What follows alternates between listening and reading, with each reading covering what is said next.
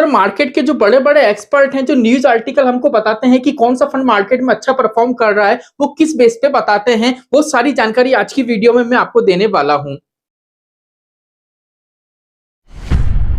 नमस्कार दोस्तों, जय श्री श्याम। जैसा कि आपने थंबनेल देखा है, आज की वीडियो में हम डिस्कस करेंगे सबसे इंपॉर्टेंट पॉइंट यहाँ पे ये है बाजार में कौन सा फंड अच्छा कैसे बताते हैं मार्केट एक्सपर्ट, जिससे आपको थोड़ा डिटेल में जानने को मिलेगा कि यहाँ पे आप कहीं भी अगर कोई आर्टिकल पढ़ते हो तो आपको समझ में आएगा कि आर्टिकल की लैंग्वेज क्या है। और सेकंड चीज, यहाँ पे हमने कुछ फंड्स आपके सामने रखे हैं large and mid cap category के। यहाँ पे हम फंडामेंटल नहीं जानेंगे, हम सिर्फ फंड्स की बात करेंगे, इनके नतीजे जानेंगे, जिससे आपको ये पता पड़ेगा कि करंट टाइम में कौन सा फंड मार्केट में कैसा परफॉर्म कर रहा है। तो सबसे पहले तो हमको ये देखना पड़ेगा कि sir large and mid cap funds क्या होते हैं। अगर large and mid cap funds की बात करें तो यहाँ पे सेबी का नियम है कि 35% जो पैसा होता है वो लार्ज कैप स्टॉक्स में, बड़े स्टॉक्स में लगेगा, और 35% जो पैसा होता है वो मिड कैप कंपनीज में, मतलब मिड कैप स्टॉक्स में लगेगा। बाकी का जो 30% पैसा होता है वो फंड मैनेजर अपनी इच्छा से मार्केट का रिसर्च करके वो small cap, large cap, mid cap अपने अकॉर्डिंग निवेश कर सकता है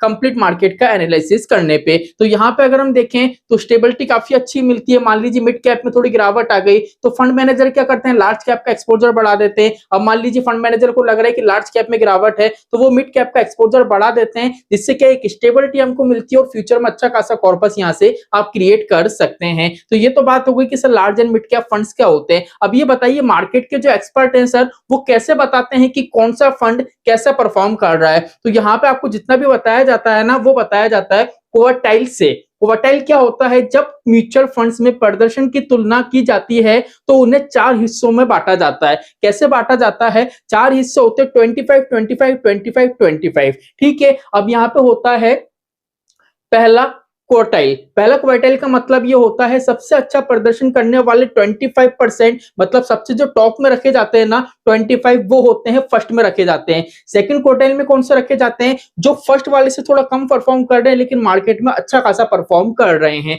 तीसरे में वो रखा जाते हैं जिसमें क्या है, मार्केट में जो परफॉर्म तो कर रहे हैं लेकिन एवरेज बेस पे परफॉर्म कर रहे हैं, ज्यादा अच्छा परफॉर्म नहीं कर रहे हैं। और चौथे पे वो फंड्स रखे जाते हैं जो मार्केट में एक तरीके से अपने बेंचमार्क को बीट नहीं कर पा रहे हैं। तो कंप्लीट आपको समझ में आ गया। अगर आप कोई भी आर्टिकल पढ़ो उसमें अगर इस तरीके की चीजें हो, जैसे अभी मैं आपको बताऊंगा, देख लीजिए यहाँ पे लिखा हुआ है लार्ज और मिड कैप फंड्स। दिसंबर 2025 में लार्ज और मिड कैप कैटेगरी की कुछ स्कीमों में सुधार देखने को मिला है।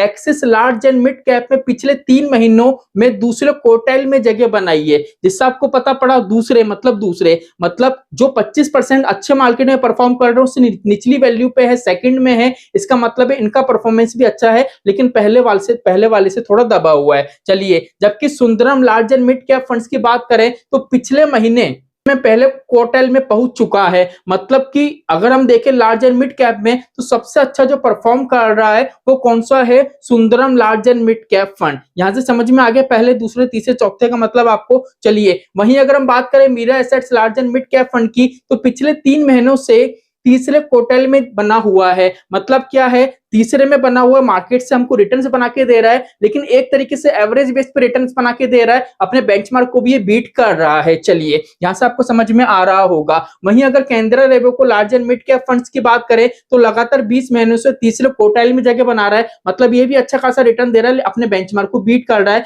लेकिन पहले पे भी नहीं है, दूसरे पे भी नहीं है, तीसरे नंबर पे है, तो एक एवरेज बेस पे हमको रिटर्न्स बना के दे रहा है। चलिए, अगर बात करें दिसंबर महीने की तो दिसंबर 2025 के अकॉर्डिंग देखें तो इन लार्ज और मिड कैप फंड्स ने बेहतर विकल्प माना जा सकता है।